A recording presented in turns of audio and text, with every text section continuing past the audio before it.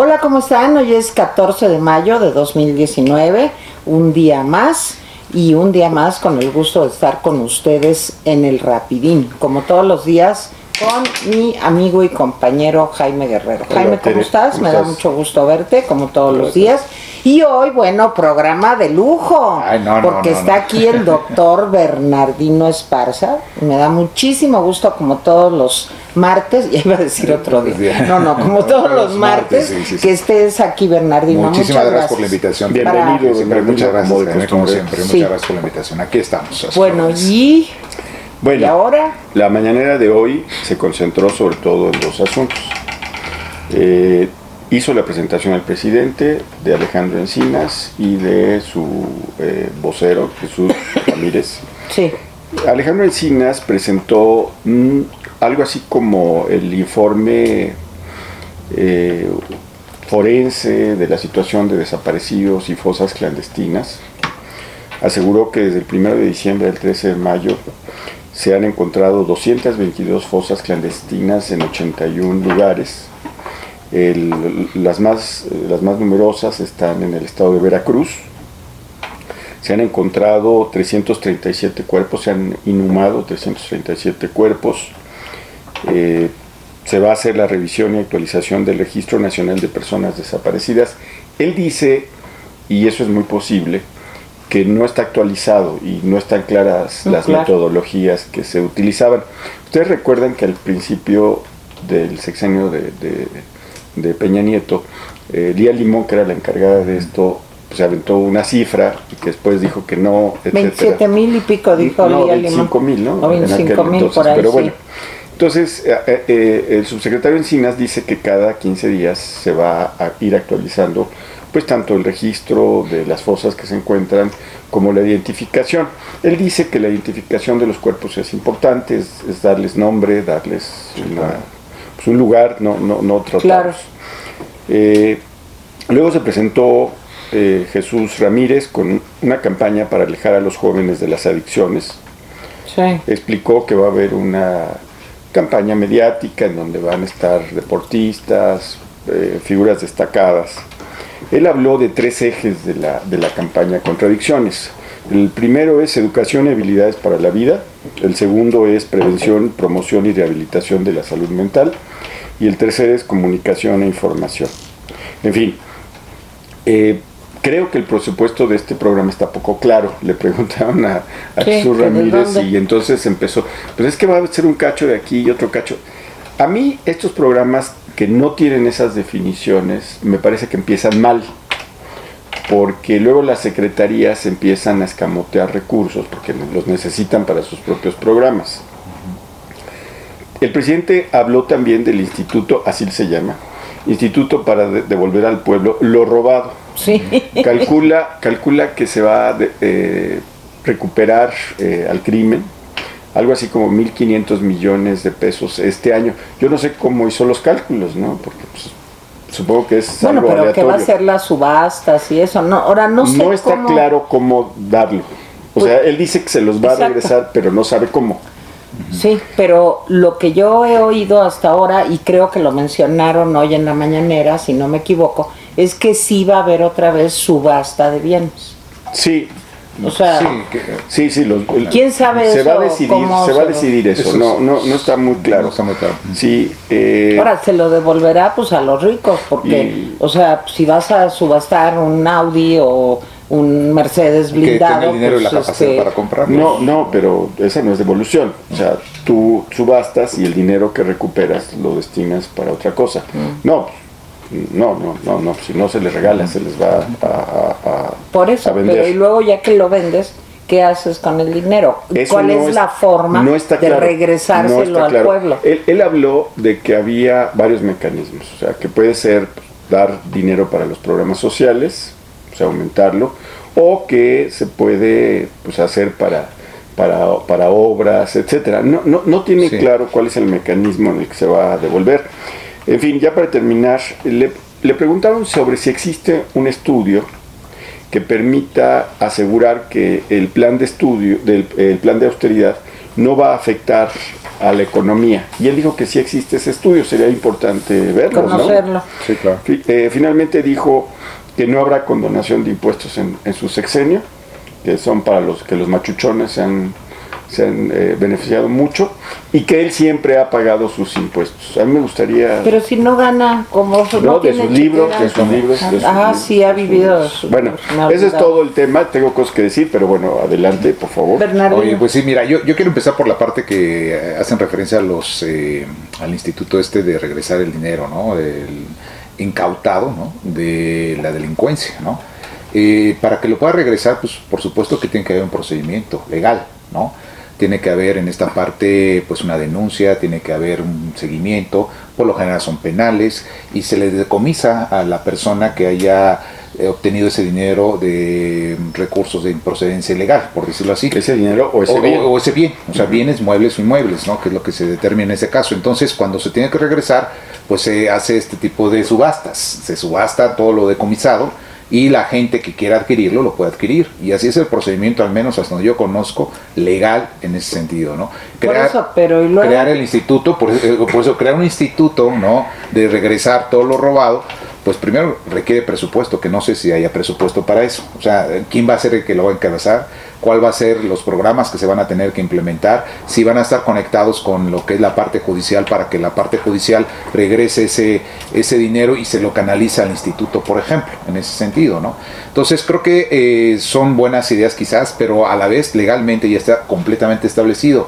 A la persona que ha sido sentenciada en un juicio y se le ha decomisado bienes muebles, inmuebles, esos decomisos los hacen las autoridades correspondientes judiciales, y esos decomisos se entregan y se pueden subastar en un momento determinado y recaudar ese dinero. Y ese dinero tiene un fin que puede ser regresado ¿a dónde? A la tesorería de la Federación, ¿sí? Al Estado, a Hacienda en este caso, ¿no? Eso creo que tendría que ser en ese procedimiento el correcto. Ya una vez canalizado en esa parte, entonces Secretaría de Hacienda dice, bueno, pues puedo destinar ese dinero a programas sociales. Pero creo, hasta donde yo conozco, ese sería el procedimiento, ese sería el camino, ¿no? Y otro de los grandes temas que quisiera mencionar es... Si no es así de ya cobré... No, a ver, yo ya te quité, ratero, en pocas palabras, y ya te regreso. Por eso me llamó la atención que él diga con tanta seguridad que 1.500 millones de pesos. Sí, o sea, no tiene... No tan solo el procedimiento para apropiarse, digamos, que el Estado se apropie legalmente de los bienes o del dinero, pues lleva tiempo. Sí, no es nada más, como dice Bernardino, oye, pues se me hace que eres ilegal, vente. Claro. Sí, te voy a quitar tanto, ¿no? Y ahora te lo regreso y atrás. Tiene que ir a la tesorería, y luego eso no tendría que estar, no lo sé, pregunto, tú que eres abogado, Bernardino, Jaime, que conoce eso, no tendría que haber como una partida presupuestal con base en eso para crear gastarlo, el instituto, ¿no? Para crear en principio el instituto, ¿no? Se puede, esa es una cuestión de programación y de planeación. Ese no tiene problema, el problema es... Pero ahorita, bueno, el problema es todo, pues. Sí, bueno, claro, pero a ver, son intenciones. Perdón que insista, pero yo creo que muchas personas a lo mejor tienen la duda que yo tengo. Si el presupuesto ya fue aprobado el presupuesto 2019, ¿no? Bueno, entonces si yo ahorita creo un instituto y quiero ver cómo reparto ese dinero entre la población, ¿eso no necesita una autorización, digamos, del Poder Legislativo? No, porque si no se altera, por ejemplo, la ley de administración pública, si se altera, sí tiene que ir al legislativo. Pero el presidente puede crear un organismo intersecretarial que no tenga personalidad jurídica, no sé. Por eso yo creo que le están dando vueltas al hablar de un instituto tiene que crear toda una infraestructura, por decirlo así, inclusive hasta una burocracia, no mínima, pero tendría que crearla porque tiene que saber. Creo que no tiene claro. No lo tiene claro esa parte, ¿no? Porque en el caso, por ejemplo, de las condonaciones, decía él justamente que iba a hacerlo a través de un decreto, pero que entraría hasta el presupuesto del próximo año. O sea, es decir, presupuestado no está ahorita en esta parte, ¿no? Hasta donde tengo entendido. Si él hace un decreto ahorita, sí, la condonación, digamos, la suspensión de la condonación corre desde el momento en que el decreto dice. Lo que va a entrar en septiembre ya es la ley, digamos, pero en efecto, él puede hacer un decreto que diga de aquí hasta el 31 de diciembre de 2019 no habrá condonaciones, y luego la ley el resto del sexenio. Sí, sí. Bueno, ahora una pregunta también que les hago. Leía yo una nota en el sentido de que ya se tiene calculado más o menos cuánto se va a dejar de entregar a las organizaciones de la sociedad civil o antes llamadas ONGs, pero ya ven que ya no les gusta así, sino de la sociedad civil. Y se habla de algo así como 6,000 millones de pesos. Ahora, mi pregunta es, ¿no se les va a dar el dinero? ¿Ese dinero se lo queda como un ahorro, como dice el presidente?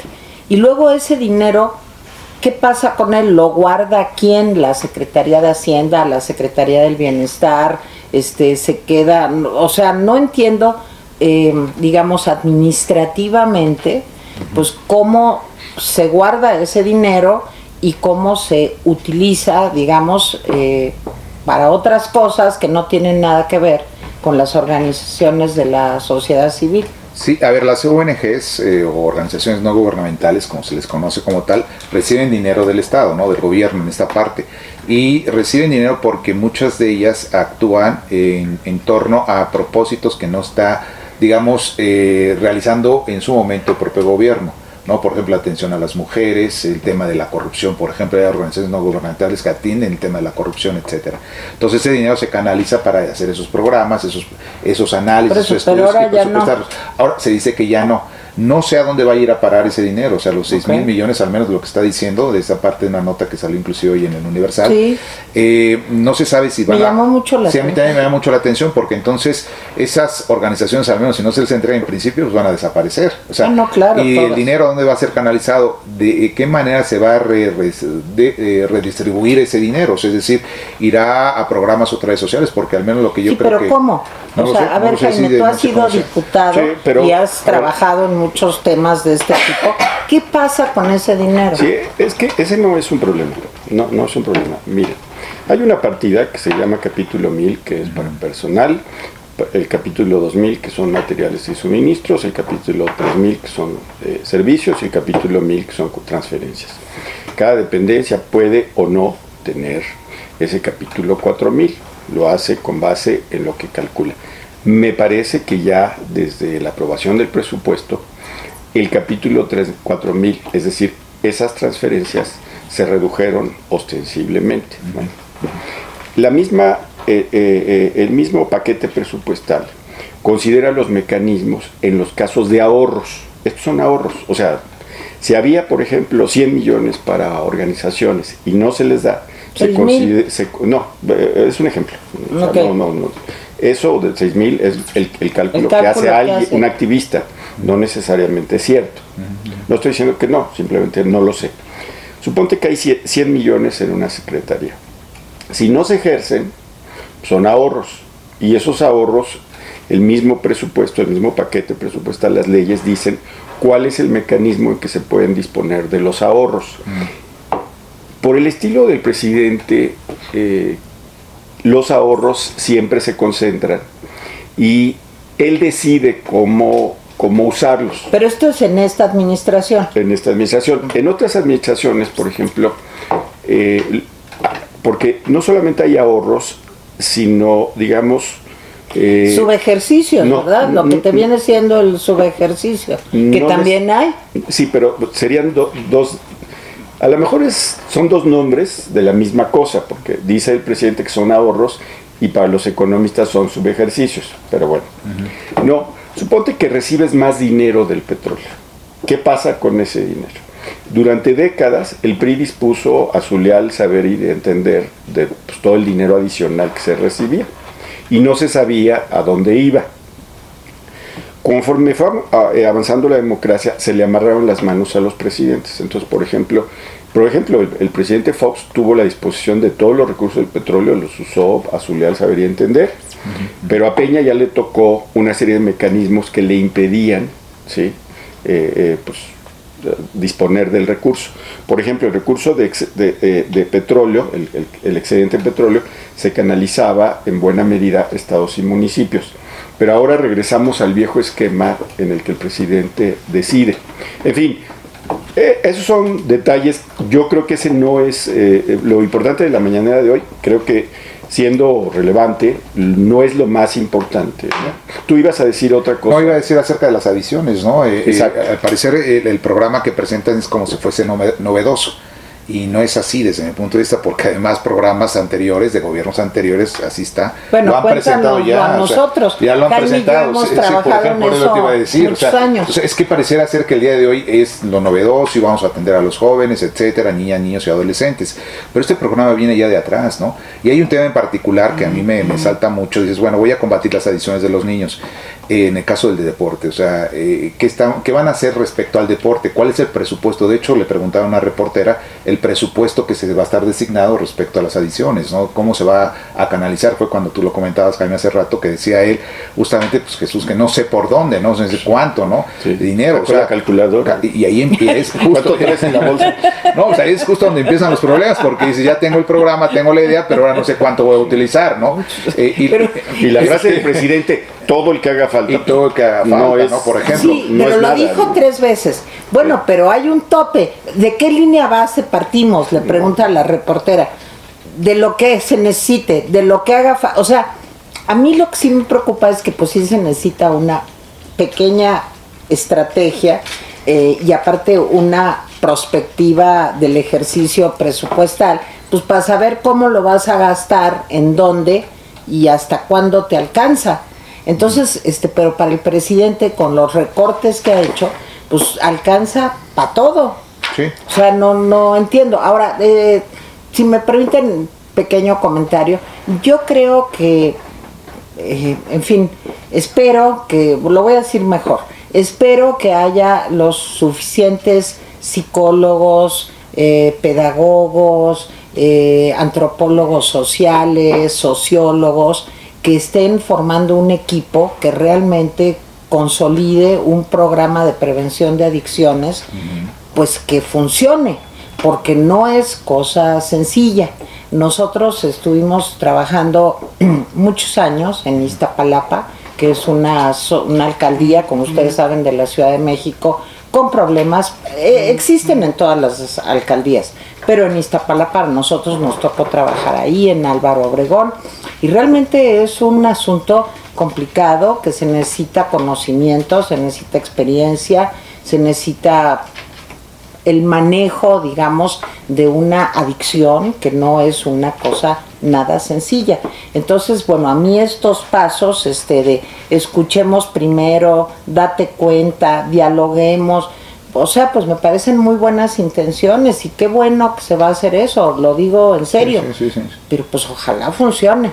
Sí, pero por ejemplo, una persona como yo no sé tratar a una persona que sea adicta, o sea, yo no tengo la capacidad psicológica, psiquiátrica, ni mucho menos educacional para poderlo atender. O sea, yo cómo puedo dialogar con él, simplemente decirle, te voy a canalizar, te voy a llevar a un lugar, igual me dice que no. O sea, creo que el tema además es presupuesto, dinero y planeación, ¿no? Y nada más una cosa muy particular, el deporte, que a mí lo que me importa mucho es cómo vas a prevenir a una persona que es adicta incitándole al deporte cuando a veces no tenemos ni siquiera dónde jugar o dónde practicar el deporte, ¿no? Y los deportes, muchos son caros, no solamente el béisbol, ¿no? Hay otros también caros, ¿no? Por ejemplo, en esa parte. Si tú fueras presidente, el deporte nacional sería el tenis. Para mí sería el tenis. Así como el del presidente. Sí, porque además es un tenis que no tenemos a nadie, o sea, ningún representante fuerte, por decirlo así. Sería el Netflix. Intenso. A ver, yo quiero decir dos cosas ya por último. A mí me pareció muy buena la intención de Alejandro Encinas. Me parece que este país tiene una deuda con los desaparecidos, con todos estos cuerpos que están abandonados. Este país tiene que reconocer eso, es parte de la sanación de este país. Me parece que hay que darles nombre, hay que darles relación a los familiares. Los familiares están destrozados en vida por las ausencias. Todos los días se conocen estas historias.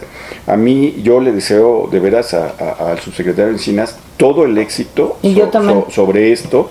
Me parece que es una de las cosas más importantes que este país tiene que hacerse. Creo que escogió empezar por una medida muy inteligente, es decir, empezar desde las fosas, reconocer los cuerpos, identificarlos. Eso me parece bien, porque realmente es un rompecabezas sin imágenes, es esta cosa, ¿no? En segundo lugar, A mí, recuerden que la campaña esta para alejar a los jóvenes de las adicciones no la dijo completa, o sea, solo dijo una idea. Oye, pues claro. Dijo que se va a presentar en la semana. Pues, ¿no? Pues. La campaña, y a diferencia de Bernardino, yo creo que el Estado nunca ha hecho una campaña de Estado contra las adicciones. Es decir, una campaña contra las adicciones no es soltar a los policías, soldados y marinos para que pesquen a todos los narcomenudistas grandes, no.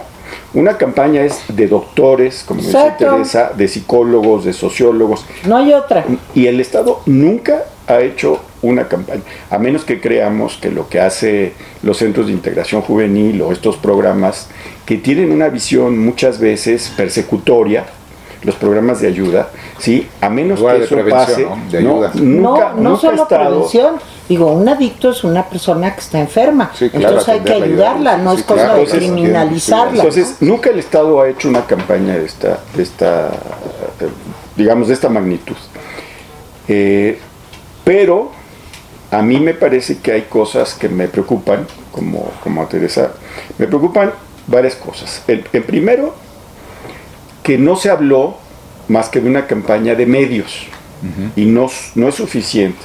Tenemos que hacer campaña entre los padres de familia, tenemos que ir a todas las escuelas primarias y secundarias de este país, a hablarles a los chicos, incluso los chicos que han salido, los jóvenes que han salido de las drogas, pues tienen que ir y platicar, y qué es esto, y qué es aquello.